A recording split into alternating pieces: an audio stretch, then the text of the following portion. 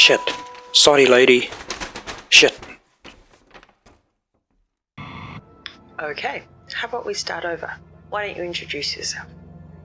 My name is Average Ants, and I am a special agent for the Strategic Homeland Division.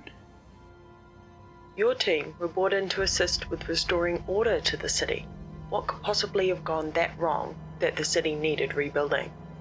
Well, if you want the short version, basically a psycho-scientist created his own extremely strong virus, which he spread across the city on Black Friday, the busiest shopping day of the year. That virus spread like wildfire, and shit went downhill very fast before anyone even knew what was going on.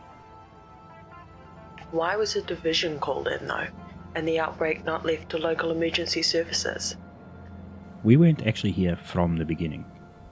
At first it was just the JTF, a joint task force made up of various emergency services who were brought together to curb the spread of the virus, distribute aid supplies, and also maintain order in the city after the initial outbreak. Like most government organizations, they were pretty understaffed and overworked, which eventually led to the JTF losing control of New York as the disease spread along with the rise of several hostile factions. With the JTF, there was also a first wave of division agents, but things kind of went a bit cray-cray and led us to where we are today.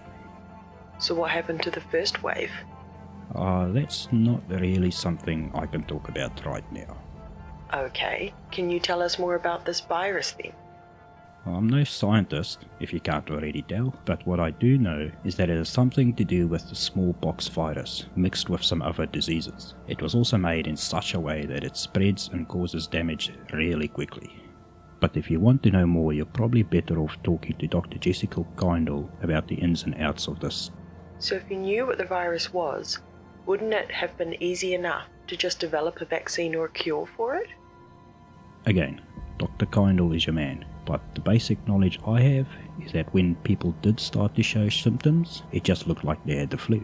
The fact that the virus was also released at the beginning of flu season and smallpox was thought to be eradicated meant that anyone that was infected was misdiagnosed and also mistreated, meaning that disease could just continue to spread at a rapid pace. What can you tell me about the person who made the virus? It was made by a virologist called Dr. Gordon Amherst. I believe the actual name for the disease is green poison, but a lot of us just called it the dollar flu because of how it was released and spread. Amherst chose to start the spread of the outbreak from a department store called Abel's, but some of our echo recordings we have also show that he passed $20 bills infected with the sickness to cashiers in different crowded shops. Over the course of the day, these bills were transferred to other New York residents as change, from there spreading the dollar flu to the rest of Manhattan.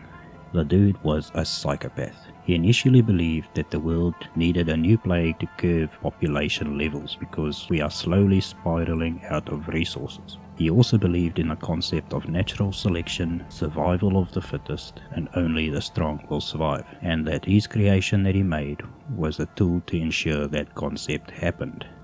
So basically, he just fucked us all over. How does someone even create their own virus? It seems like something out of a sci-fi movie. He was a biochemical engineer. He worked with this sort of stuff for a living, so for someone like him, it was probably a lot easier than you would think. He had easy access to all the research and genetic libraries of multiple different pathogens that he needed to create this green poison in secret on his own, which meant he could pretty much make any virus or disease that he wanted without anyone even having the smallest suspicions. The intel that we have suggests that Amherst obtained the smallpox strains from a Russian virologist who he met while he was working in a Russian lab and used a 3D biological printer to create the green poison. Do you know any more about Dr. Amherst? Amherst was a calm, collected man who knew exactly what he was doing. We also know that he had a reputation for being a controversial and dangerous person, even before the outbreak. He would cause riots at lectures he held, and he was also considered very unpopular by both Dr. Kandel and Dr. Vitaly. He's the Russian guy who gave him the virus in the first place.